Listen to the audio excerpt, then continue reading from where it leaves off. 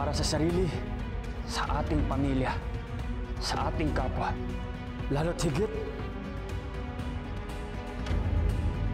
para sa bayan.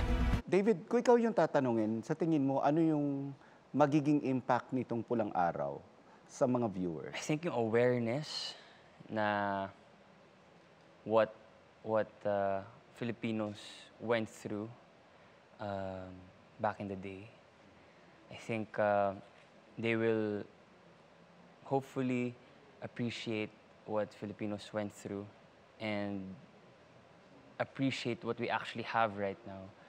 Dahil paminsan, of course, with all the problems that we're going through every single day, we tend to take for granted yung mga bagay na actually very important, which is yung family, like yung friends, because during war, nawawala yung mga pamilya nila. So I think we just really have to,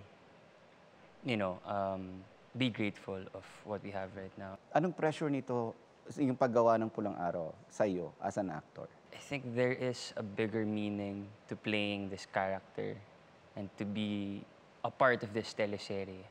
Dahil through this teleserye, marami kaming matatouch na lives.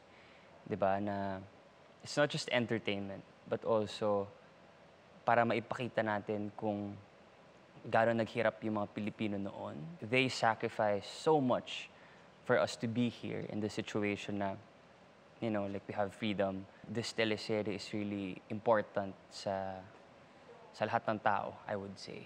Sa sukatan ng matapat at desenteng pamumuhay, ang bawat isa ay may kalayaang gumuhit ng magandang kinabukasan.